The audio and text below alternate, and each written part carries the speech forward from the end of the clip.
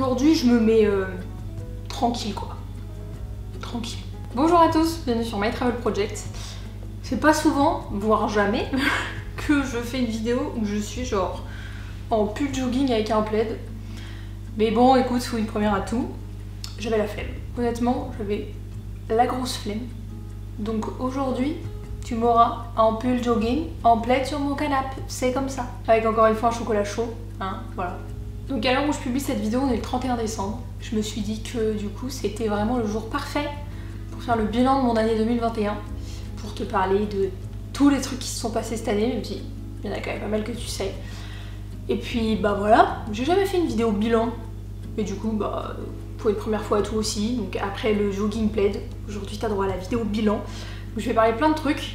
Enfin plein de trucs. Je vais parler longtemps, mais je vais pas parler de 14 sujets non plus, je pense. Et du coup on va commencer tout de suite. J'ai fait tout mon petit script, enfin mon petit script, pour pas oublier des trucs, sur mon ordi. Donc on va faire ça avec mon ordi. Il y a vraiment genre 4 grands sujets dont je devrais te parler dans cette vidéo. C'est genre voyage, boulot, niveau mental et niveau tout ce qui est blog YouTube, enfin tout ce qui est My Travel Project et qui n'est pas 16 quoi, en gros. Même si on s'entend que c'est quand même un peu relié parce que genre My Travel Project c'est moi. Mais bon, je vais commencer par un sujet bien cool, c'est-à-dire les voyages. Et je trouve qu'en 2021 j'ai quand même pas mal voyagé comparativement à ce à quoi je m'attendais, tu vois. Alors déjà j'ai littéralement commencé mon année 2021 en voyage. Parce que du coup l'année dernière, le 30 décembre, je suis partie dans l'ouest du Canada, donc je suis partie à Edmonton, donc j'ai fêté mon nouvel an à Edmonton.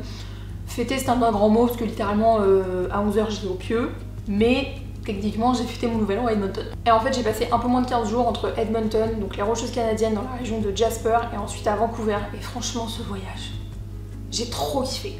Enfin l'ouest du Canada j'y étais déjà allée donc je savais que je kiffais. Mais j'ai trop aimé. Et le fait de pouvoir sortir, de pouvoir visiter, de pouvoir découvrir, c'était juste trop cool. Je savais aussi que c'était mon dernier gros voyage entre guillemets au Canada avant de repartir en France en mars. Donc forcément, je pense que ça avait un peu une saveur différente aussi, tu vois. Mais j'ai trop aimé ce voyage, j'ai vu des trucs trop sympas. J'ai pris le Transcanadien, genre j'étais trop contente. Et puis surtout, bah, j'ai découvert l'Ouest canadien en hiver, donc je pense que c'est quand même plutôt cool comme voyage. En fait, pour finir 2020 et commencer 2021, ça a été genre une super parenthèse, c'était vraiment trop cool. Après, j'ai fait un autre week-end avant de repartir en France. C'était mon week-end d'anniversaire au lac Brome, où j'étais dans une tiny house. J'étais jamais allée au lac Brome, ni franchement dans les cantons de l'Est, enfin genre très vite fait, et c'était vraiment cool comme week-end. Il y a vraiment tellement de week-ends en fait que tu peux faire au Québec. Et là pour le coup, c'était mon dernier week-end, et c'est d'ailleurs mon dernier vlog au Québec. Si t'as l'occasion, parce que t'es au Québec, d'aller dans la région du lac Brome, c'était vraiment cool. Et c'était le week-end, genre dans la tiny house, à faire des balades en raquettes, à se réchauffer au coin du poêle. Genre le week-end hiver au Québec par excellence, j'ai trop kiffé. Après en mars, je suis rentrée en France, donc plus d'aventure au Québec. Mais ça ne veut pas dire plus d'aventure, faut pas déconner non plus. Et j'ai pas non plus énormément visité depuis que je suis rentrée en France, genre en France même. Mais j'ai quand même découvert le Mont Saint-Michel et je tiens quand même à le souligner parce que en mes 27 ans de vie sur Terre, bah, je n'ai jamais visité le Mont Saint-Michel. Et donc j'y suis enfin allée, c'était au mois de juin. J'y suis allée juste sur une journée, mais j'ai été hyper agréablement surprise. Il y avait trop de superlatifs. J'étais agréablement surprise de cette visite. En fait, t'entends tellement parler du Mont Saint-Michel qu'il faut aller le voir, que c'est cool, que c'est vraiment un truc à voir en France. Je me suis dit ouais bon, du coup forcément on me l'a tellement hypé que je vais être déçue. Et en fait, pas du tout. Enfin, moi je m'imaginais un truc mini rikiki, genre comme la déception du Christ Rédempteur à Rio de Janeiro, que j'ai trouvé bien plus petit que ce que je m'imaginais. Et en fait, ça m'a pas du tout fait ça pour le Mont Saint-Michel, et c'est vrai que c'était vraiment une super visite à faire. Donc ça c'était au mois de juin, et c'était en France. Mais au mois de juillet, enfin à la fin du mois de juillet et au début du mois d'août, je suis partie en Europe, donc je suis repartie de la France pour mon voyage solo d'abord en Slovénie et ensuite pour rejoindre ma pote Lauriane. On a fait genre une semaine de road trip en Italie. Il y a pas mal de vidéos sur ma chaîne sur ce voyage-là, enfin sur ces 2 voyages-là que j'ai fait et c'était trop cool. Genre j'étais trop contente de découvrir un nouveau pays en Europe, de retourner en Italie où j'avais déjà été mais genre il y a quelques années. Trop contente de refaire un voyage solo, trop contente de faire un voyage avec une copine aussi. Ça a été vraiment, tu sais, la parenthèse de l'été. Je vais pas dire comme si la pandémie n'existait pas parce que non, elle existe toujours, elle est toujours là. Mais ça m'a fait genre vraiment une bouffée d'air frais de me dire j'ai presque l'impression de voyager comme avant. Donc je suis quand même partie genre 2 semaines et demie, 3 semaines en tout. Donc c'est quand même plutôt pas mal. En plus j'ai découvert un nouveau pays, enfin franchement la Slovénie, même italien, mais la Slovénie, chef kiss. Donc après ce voyage de 3 semaines, je suis revenue en France et puis j'aurais dû faire un autre week-end à l'étranger en novembre. Je t'en ai d'ailleurs parlé dans une vidéo et le week-end a été annulé, genre le lendemain où j'ai tourné cette vidéo. J'étais censée aller découvrir Jersey, putain, trop déçue. Mais bon, j'avais déjà quand même pas mal voyagé depuis le début de l'année, c'est pas grave, je le ferai une autre fois. Sinon, qu'est-ce que j'ai fait d'autre comme week-end? Depuis ça, je suis allée en Normandie. Donc là, pour le coup, je suis aussi restée en France. En fait, je suis allée découvrir les plages du débarquement et je suis allée visiter le mémorial de Caen. Je pense que c'est quand même un truc à découvrir en France et bah du coup, j'y suis allée. En vrai, quand tu y penses, il y a quand même pas mal de trucs en France qu'on a à visiter et tout. Bon, après, sur un week-end, dépendamment de où t'habites, c'est peut-être plus ou moins compliqué d'aller à l'autre bout de la France pour visiter une nouvelle région, tu vois. En l'occurrence, bah là, moi, Mont-Saint-Michel plus la Normandie, c'est relativement accessible depuis la Bretagne pour un week-end, donc très cool d'avoir fait ça. Et du coup, bah c'est tout. Enfin c'est tout, c'est déjà bien quand même, déconne pas Sixtine. Et franchement, quand je vois les week-ends et genre les vacances, les voyages que j'ai fait cette année, par rapport au contexte quand même relativement incertain de la pandémie, bah je trouve que je m'en suis pas trop mal sortie, voire très bien sortie, tu vois. Parce que quand on a commencé 2021, certes j'étais en voyage, mais j'avais pas du tout en tête que j'allais pouvoir partir en Europe, je vais pas dire librement, mais on va dire relativement facilement cet été, que j'allais pouvoir me faire des week-ends comme ça, et je suis vraiment contente des voyages que j'ai fait cette année. J'avais pas du tout d'attente par rapport à ce que je pouvais faire, ce que j'allais faire, ou quoi que ce soit. Et par rapport, je pense, à ce que potentiellement je m'imaginais, bah je trouve que j'ai quand même pas mal roulé ma bosse. Et ça c'est cool, tu vois. Franchement, c'est trop cool, je suis très contente. Alors c'est sûr que je suis pas partie en mode digital nomade ou sac à dos sur le dos pendant 3 mois, genre à l'autre bout du monde. De toute façon, avec le contexte actuel, je pense que c'est peut-être possible, mais c'est pas le truc le plus facile à mettre en place. Mais je me dis, j'ai quand même découvert de nouveaux coins en France, j'ai fait un nouveau voyage solo et j'ai découvert un nouveau pays en Europe. Moi, je suis plutôt contente. Donc voilà pour la partie voyage, et on va passer à la partie boulot, parce que du coup, si tu ne le sais pas, mais ça m'étonnerait quand même, je suis de nouveau à mon compte depuis fin septembre 2020, donc j'ai démissionné de mon boulot au Canada à cette période-là et je suis revenue à mon compte. Donc je suis community manager, content manager, freelance pour le titre de poste entre guillemets, ça dépend un peu des définitions des gens. Et du coup, vu que j'ai recommencé cette activité fin septembre 2020, et bah à partir de 2021, j'allais vraiment commencer la première année calendaire complète à mon compte. Donc forcément pour cette première année à nouveau en freelance, bah j'avais quand même quelques objectifs un peu perso. Le premier objectif c'était d'atteindre un certain montant de CA, donc de chiffre d'affaires. J'ai atteint ce montant, je vais pas te partager ce montant, c'est pas pour faire la chieuse ou quoi, c'est juste que je trouve ça inutile.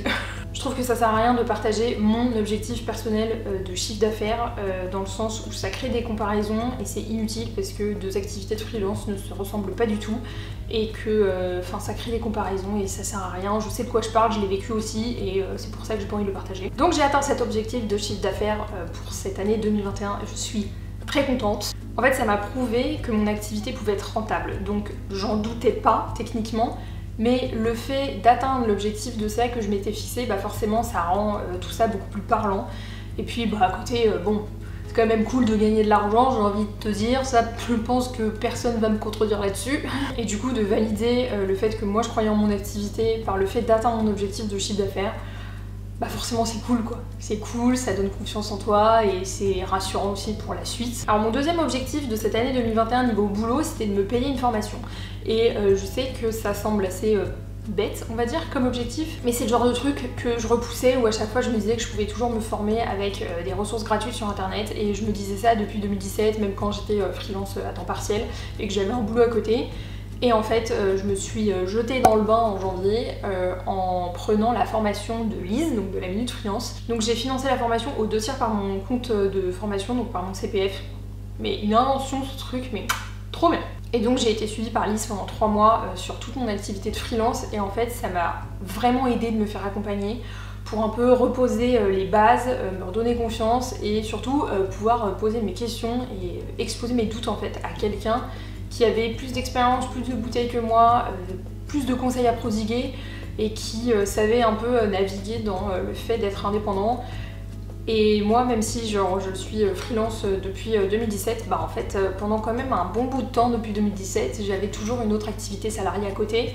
Et là, le fait de me relancer, on va dire, sans les nageoires, j'allais dire, sans les brassards dans le grand bain du freelancing, bah du coup ça fait quand même un peu peur. Et je pense que c'était bien que je me fasse accompagner, je regrette pas du tout. Donc j'ai eu la chance d'avoir Lise comme formatrice qui est quelqu'un de, je trouve, hyper professionnel et qui connaît mais son sujet mais genre sur le bout des doigts. Donc je suis très contente aussi de m'être fait un peu violence entre guillemets en arrêtant de me dire que je pouvais me former qu'avec des ressources gratuites parce que c'est pas le cas, qu'au bout d'un moment t'es forcément limité, et donc de m'être payé cette formation de Lise. Alors mon troisième objectif c'était que je voulais rencontrer d'autres freelances. Je voulais, je vais pas dire avoir des collègues, parce que je sais pas si tu peux appeler ça des collègues vu que bah techniquement t'es indépendant dans ton activité, mais de connaître d'autres personnes qui sont à leur compte, pas nécessairement en communication ou quoi que ce soit, mais juste d'autres personnes qui sont à leur compte, avec qui je pouvais parler, avec qui je pouvais échanger sur les doutes, les problèmes que tu as dans ton activité, enfin un peu tu sais le quotidien de ton taf quoi. Tu vois quand t'es salarié, t'as tes collègues, tu vas à la machine à café, tu parles le matin. Quand t'es freelance, t'as pas ça de base, tu vois. C'est-à-dire qu'il faut que t'ailles le chercher, les collègues de la machine à café là, faut que tu les rencontres, faut que tu crées du lien, tu vois. Et donc je voulais vraiment essayer de rencontrer d'autres freelances et je suis trop contente parce que déjà avec la formation de Lise que j'ai suivie, il y avait tout un module de coaching de groupe où on était 5 ou 6 filles en tout, et du coup bah, il y en a certaines avec qui j'ai créé des liens, et donc ça c'est trop cool. Et encore une fois c'est pas du tout des filles qui font la même activité que moi, et pour autant on a quand même des problématiques communes, et ça c'est vraiment trop bien et c'est hyper enrichissant en fait de pouvoir enrichir avec ces filles-là, avec qui on parle toujours, avec qui on est souvent en contact, et le fait de savoir que quand t'as une question, quand t'as un doute, tu peux parler avec ces personnes-là qui rencontrent les mêmes problèmes que toi, bah c'est quand même bien, tu vois. Et aussi, ça c'est beaucoup plus récent, puisque ça je l'ai fait à partir de genre octobre-novembre, donc c'est quand même il y a pas longtemps, je me suis inscrite sur la communauté TPF, donc Ta Pote Freelance, et c'est littéralement que des meufs freelance, mais genre sur plein de domaines différents, et c'est trop cool d'avoir cette communauté, tu vois, t'as un serveur Discord sur lequel tu peux parler de tes problèmes d'organisation, de tes questions par rapport à tout ce qui est gestion de ton argent, il y a des offres de mission, il y a des trucs juste bavardage, ce genre de choses, tu peux faire des rencontres par ville. Donc moi du coup j'ai rencontré une autre fille qui s'appelle Alizée qui est aussi à Saint-Malo et qui est freelance, et j'ai trouvé ça trop bien d'avoir cette communauté pour créer du lien quoi, et pour rencontrer d'autres freelances quoi. Et il y a vraiment ce côté sororité, enfin bref. Je kiffe. Et donc mon dernier objectif, c'était de diversifier mes sources de revenus. Et c'est fait. Donc je voulais diversifier mes sources de revenus dans le sens où je voulais aussi bien toucher de l'argent par les missions que je fais avec mes clients, par les revenus YouTube, et je voulais aussi lancer ma boutique en ligne, donc ma boutique en ligne sur mon blog, donc My Travel Project, où je voulais commencer à vendre des produits digitaux. Donc en mai j'ai lancé le guide du PVT à Montréal. Je vais lancer l'édition 2022 du guide du PVT à Montréal avec de nouveaux contenus, des informations mises à jour. Du coup si ça t'intéresse, écoute, abonne-toi à cette chaîne, comme ça dès que ça sortira tu seras tenu informé. Et à l'heure où je filme cette vidéo, je viens littéralement aujourd'hui de sortir mon deuxième e-book qui est sur l'argent en voyage. Il s'appelle Comment voyager par rapport à son budget. Et c'est vraiment pour te donner tous les conseils, les bons plans, les ressources, toutes les astuces pour économiser avant de voyager, pour économiser pendant que tu voyages, pour voyager moins cher, pour voyager intelligemment avec son argent, enfin bref. Genre vraiment j'ai mis toute mon âme, j'ai mis toutes mes heures dedans, donc je suis très contente qu'il soit sorti. Pour l'instant j'ai eu des bons retours dessus, donc je suis trop contente. Et de manière plus générale, je suis hyper contente en fait d'avoir diversifié mes sources de revenus. Donc bien sûr c'est un travail qui prend du temps, et c'est pas parce que je diversifie mes sources de revenus que directement mes revenus vont faire whoop, même si j'aimerais bien. Mais je pense que si je continue de m'y tenir, de travailler sur ces différentes sources de revenus, potentiellement évidemment je pourrais augmenter mon chiffre d'affaires et donc mon salaire, tout en me faisant kiffer, parce que c'est quand même cool de diversifier ses sources de revenus sur des trucs qui te font kiffer, donc voilà. Donc je suis contente d'avoir atteint cet objectif, et en fait je suis contente d'être un peu sortie de ma zone de confort, parce que le fait de lancer la boutique surtout c'était quelque chose qui me faisait assez peur. Je savais pas trop comment les gens allaient réagir, si ça allait être bien pris entre guillemets, si les gens allaient apprécier le concept. Pour l'instant, les gens ont l'air d'apprécier le concept, donc je trouve ça plutôt cool. Donc je te dirais qu'en 2021, niveau boulot, c'est plutôt positif quand même, parce que tous les objectifs que je m'étais fixés, je les ai atteints. Mais je note quand même des choses à améliorer, parce que vas-y, faut pas déconner. Genre, ma relation à la prospection. Frérot, j'aime pas ça. Genre vraiment, de démarcher les gens, c'est pas du tout quelque chose qui me met à l'aise. J'en avais déjà parlé dans une autre vidéo, enfin... J'ai toujours l'impression de passer pour un vendeur de tapis, alors que je sais que de la manière dont je prospecte, je passe pas après un vendeur de tapis. Mais en fait, je pense que c'est un exercice que j'ai pas encore suffisamment fait pour être un minimum à l'aise avec. Je pense aussi, ce qu'il faudrait que j'améliore, c'est peut-être la manière dont je communique avant le début d'une mission avec des clients. Je pense qu'il faudrait que j'améliore cet aspect-là, parce que je me suis parfois retrouvée face à des clients ou face à des prospects où tu fais le brief avec eux et donc du coup tu leur proposes la main et en fait ils veulent te prendre le bras. Et le truc c'est que je trouve que c'est pas respectueux de mon travail. Donc moi si je respecte mon client, je m'attends à ce que mon client me respecte en retour. Donc je pense qu'il faut aussi que je bosse là-dessus, juste histoire que ça se passe bien avec de futurs clients, avec des prospects dans les mois et dans les années à venir. Après en vrai j'ai pas eu d'histoire d'horreur en 2021 par rapport à ça, c'est plus quelque chose que j'ai remarqué au fil du temps à certains moments. Et donc comme personne n'est parfait, et bien voilà, je pense qu'il faut que je bosse là-dessus. Alors maintenant on va passer aux deux sujets moins drôles de la vidéo. Donc je viens de te parler voyage, je viens de te parler boulot, et là on va parler mental. C'est un autre sujet ça. Bah le mental ça va pas en fait. Je vais essayer de le dire avec le ton le plus joyeux du monde, parce que vas-y j'ai pas envie qu'il commence à y avoir les musiques tristes derrière et tout. Mais pendant toute une partie de l'année, et encore parfois le mental ça va pas en fait. J'ai envie de dire que ça va, mais le fait est que il y a beaucoup de moments où ça va pas.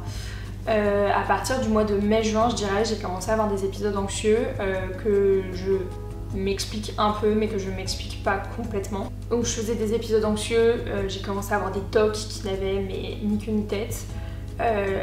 Je pleurais pour rien et je savais pas pourquoi. Genre vraiment parfois les larmes qui montent et tu sais pas pourquoi. Et je sais qu'à la base je suis quelqu'un d'assez sensible et que moi tu sais je suis le genre de meuf, il y a une petite scène mignonne dans un film, vas-y je vais chialer tu vois. Mais là en fait il n'y avait pas de petite scène mignonne dans un film, c'est-à-dire que je pleurais pour rien et c'est pas agréable quand même. Et du coup je pense que je connais certaines raisons de mes épisodes anxieux, mais je pense qu'il y en a pas mal qui sont assez enfouis. Et en fait j'en ai jamais parlé avant, déjà parce que je partage très peu de ma vie privée sur YouTube et je pense que tu l'as peut-être remarqué. Et aussi parce que je considère que ça regarde personne d'autre que moi. Et d'ailleurs je tiens pas à rentrer dans les détails et les raisons de mes épisodes anxieux. Juste j'ai pas envie de faire croire que tout va bien et que dans ma vie tout est paillettes et papillons à travers mes vidéos quand parfois c'est pas le cas tout simplement. Tu vois il y a des jours où je me réveille et je sens déjà que je suis anxieuse mais je sais pas pourquoi. Et puis ça a été au point où en fait j'ai commencé à grincer des dents la nuit, donc je suis allée chez le dentiste et je me suis fait prescrire une gouttière anti-grincement de dents. Parce qu'en fait j'ai pas envie de me limer les dents et transformer en vampire à un moment juste parce que moi je serre la mâchoire sa mère la nuit, tu vois. Et du coup je me l'explique pas et il y a des moments où ça va mieux et il y a des moments où ça va pas bien. Je pense pas que je sois la personne avec les pires épisodes anxieux du monde, loin de là. Mais juste quand tu commences à remarquer que t'as des épisodes anxieux et que tu te les expliques pas, c'est pas facile. En tout cas moi c'est comme ça que je l'ai vécu.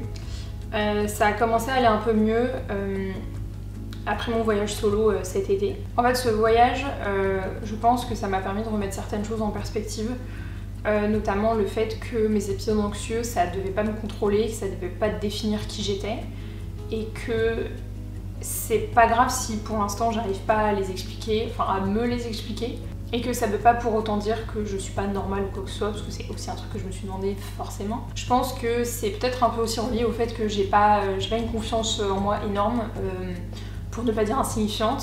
Je sais qui je suis, je connais ma valeur, je sais ce que je vaux, mais parfois j'ai du mal à être ma propre supportrice dans la vie de tous les jours et face aux autres. Je sais pas du tout si ça fait du sens, mais ouais, parfois j'ai du mal à être ma propre cheerleader. Désolée, j'arrive pas à l'expliquer autrement. En fait, il y a genre 2 semaines, 3 semaines, je suis retombée sur la vidéo sur mon bilan du Brésil. Donc c'est quand même une vidéo qui fait 45 minutes et que je me suis re-regardée en entier, que j'ai sortie il y a 3 ans. Et en fait, en regardant cette vidéo et en me revoyant à l'époque, à ce moment-là où j'ai filmé cette vidéo, je me suis rendu compte que j'étais pas du tout dans le même état d'esprit que celui dans lequel je suis maintenant en fait. En fait, je me suis tellement rappelé mentalement comment j'étais à l'époque et j'ai l'impression que j'avais beaucoup plus confiance en moi, que je savais beaucoup plus qui j'étais par rapport à maintenant.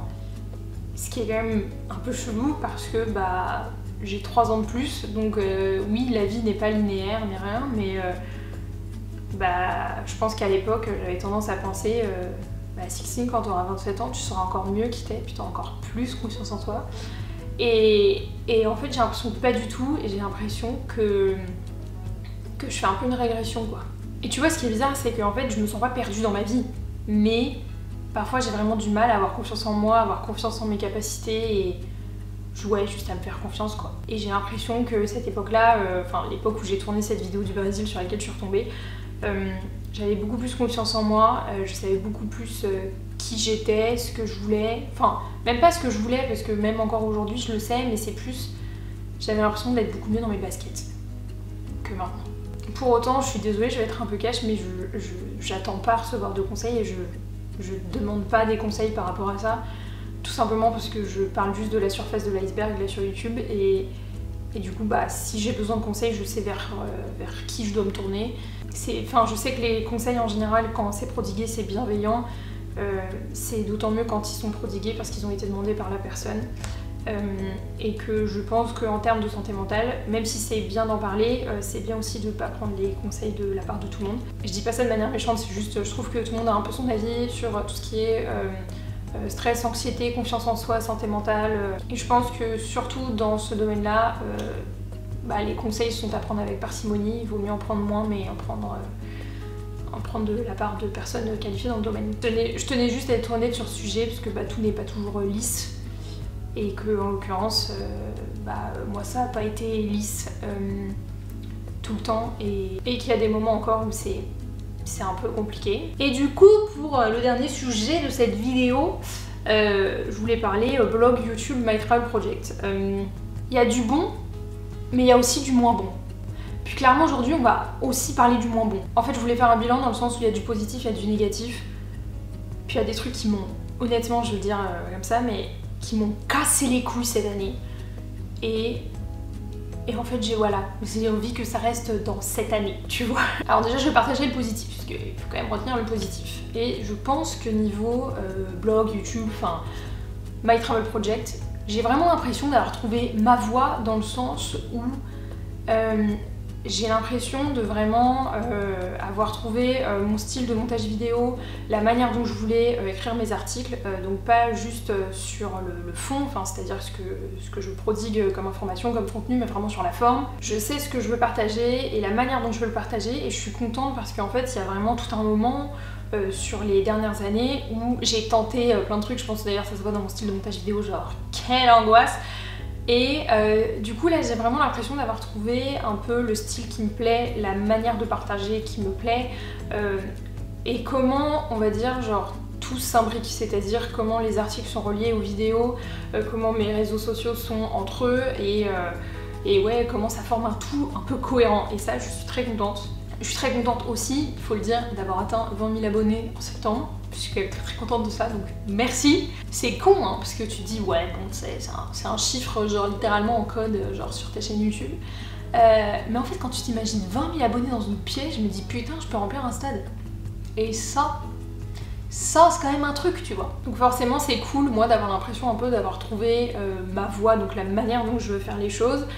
Et de voir que y a plus de gens qui me suivent sur YouTube, il y a plus de gens qui me suivent sur Instagram, qu'il y a plus d'interactions, je trouve ça cool forcément. Donc ça je trouve que c'est quand même le bilan positif qu'il faut noter.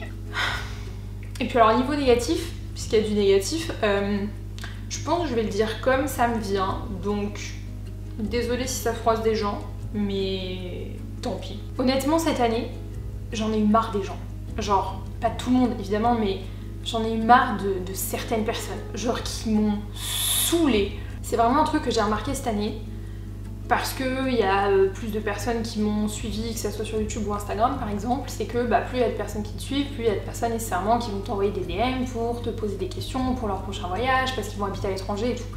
Jusque là, tout est normal, tout va bien. Mais en fait j'en peux plus des gens qui genre t'envoient un DM sur Insta ou genre sur ma page Facebook, et toi tu prends le temps, tu vois, genre de leur répondre, de leur donner des conseils, alors que honnêtement la plupart du temps toutes les infos, enfin les réponses à leurs questions sont déjà genre dans des vidéos YouTube ou dans des articles que j'ai déjà écrits. Genre tu prends le temps de leur répondre, tu vois, de genre formuler une réponse qui va être utile, qui va être informative, pour que les gens ils te lâchent un vu, tu vois. Même pas un merci ni rien quoi. Alors que clairement frérot en fait, de base, je suis pas obligée de répondre à ton DM, tu vois, mais je le fais quand même. Et En fait, je vais pas dire ce manque de reconnaissance, que je te demande pas à ce qu'on me déroule le tapis rouge et que genre on commence à me donner les honneurs ou quoi, mais ce manque de, tu sais, de politesse de base, ça me casse les couilles quoi. Et en fait, il y a vraiment 4 types de personnes qui m'ont saoulée cette année. Donc il y a ceux qui te posent des questions, qui te disent pas merci et qui te lâchent un vu. Si merde déjà. Il y a ceux qui t'envoient un message parce qu'ils veulent que tu répondes à un projet d'interview ou à des questions pour leur projet d'école, d'université, de BTS et qui sont ensuite pas foutus de te dire merci ou de te tenir au courant de leur projet. Ça aussi, je l'ai eu plusieurs fois. Il y a ceux qui te proposent un café, tu leur réponds non parce que si j'acceptais toutes les propositions de café et de verre qu'on me propose, littéralement je n'aurais plus de vie sociale. Et au bout d'un moment, bah désolé, mais je tiens aussi à ma vie sociale privée. Et quand tu leur dis non, bah ils ne comprennent pas, ils te disent que t'as un melon de la taille du Luxembourg et puis que tu ne penses qu'à l'argent, bien sûr.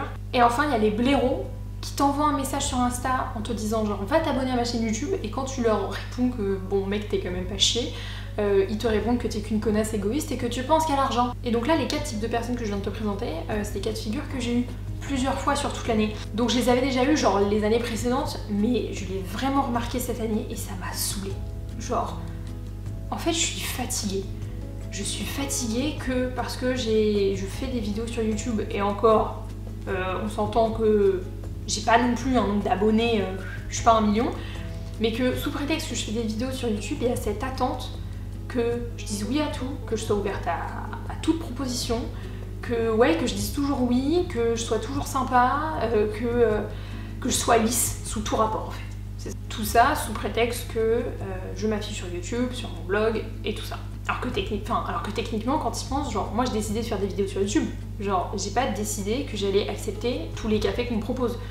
Parce que oui, j'en ai déjà accepté genre par le passé. Par exemple cet été j'ai rencontré Olivia et Anaïs quand j'étais en Slovénie, même d'autres filles avant, ma copine Paloma, bah à la base c'était une abonnée. C'est pas pour autant que j'ai l'obligation d'accepter tous les cafés qu'on me propose, parce que la personne qui me propose le café, peut-être qu'elle me connaît à travers ses vidéos, mais moi je l'ai jamais vu en fait, surtout que la plupart du temps c'est genre profil Insta privé, donc je peux même pas aller voir la tête de la personne. Enfin en fait pour moi c'est un blind date quoi. Techniquement je sais pas sur qui je tombe, et en fait je trouve ça dingue de me faire envoyer chier comme de la merde parce que la personne n'arrive pas à comprendre ça quoi. Et encore une fois, c'est quelque chose qui m'est arrivé plusieurs fois. Bon, pour le truc de abonne-toi à ma chaîne, en fait je trouve ça abusé, j'ai l'impression que je suis sur mon Skyblog en 2007 et qu'on me demande de rendre les coms quoi.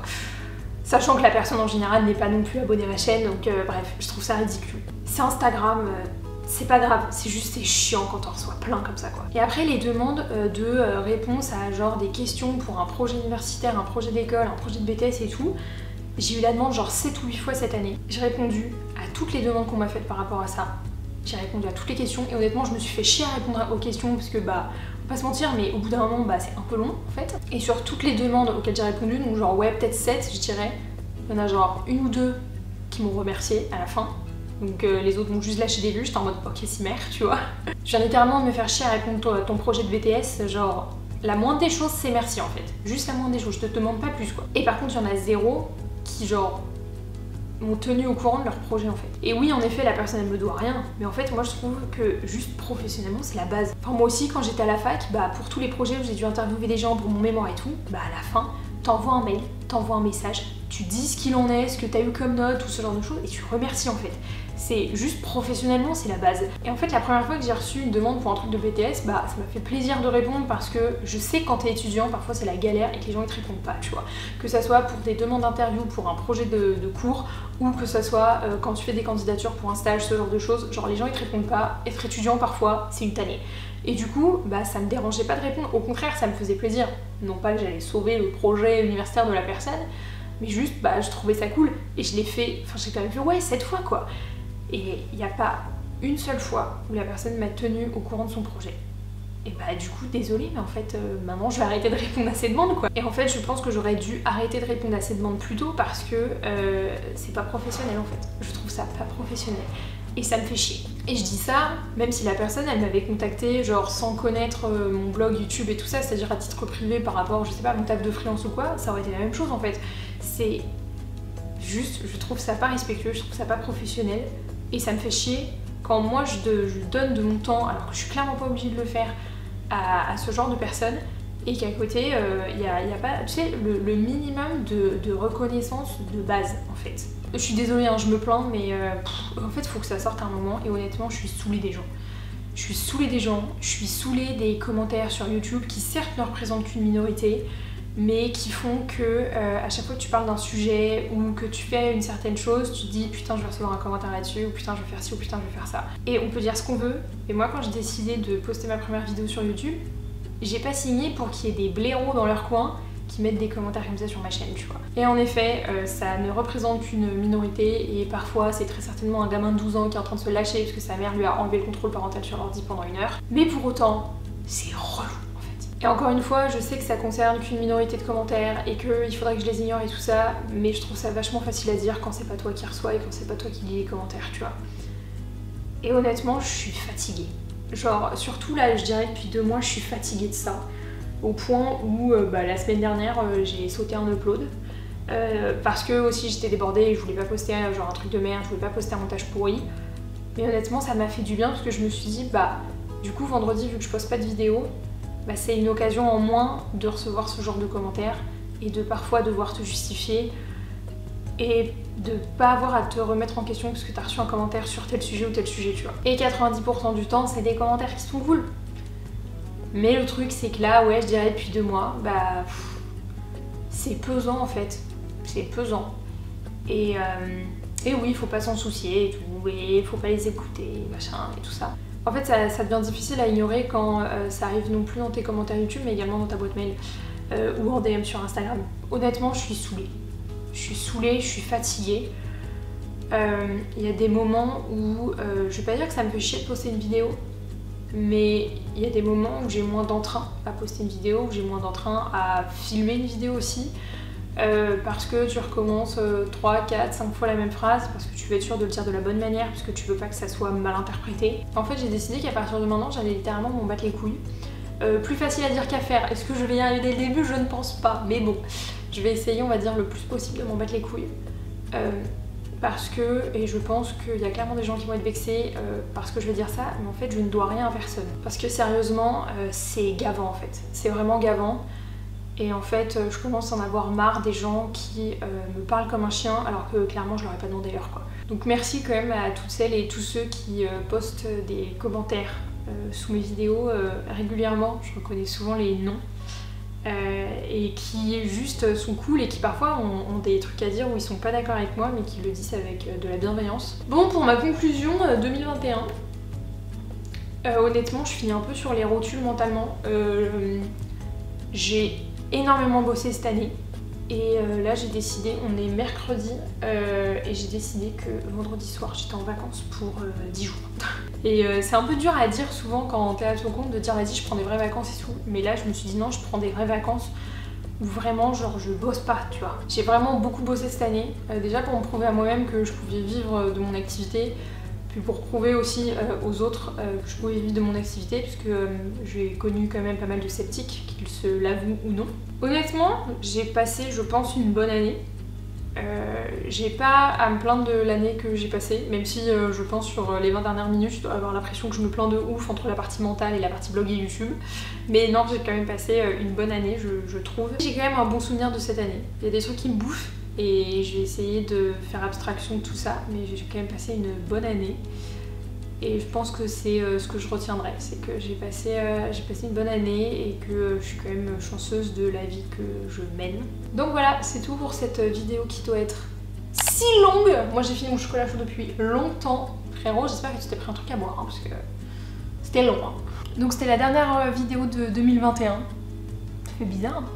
Il y a 1 an, je t'emmenais dans l'Ouest canadien avec moi et là on est fin 2021. Écoute, j'espère que cette vidéo bilan t'aura plu. N'hésite pas à me dire ce que t'en penses, à réagir dans les commentaires au sujet dont je t'ai parlé. N'hésite pas bien sûr aussi, toi dans les commentaires, à me faire ton propre bilan de l'année 2021. J'espère qu'on se retrouvera en 2022 pour d'autres contenus de ma vie de freelance, pour d'autres voyages. En tout cas, j'espère que t'as passé de très bonnes fêtes de fin d'année et je te souhaite ce soir un bon réveillon et une super année 2022. Ciao!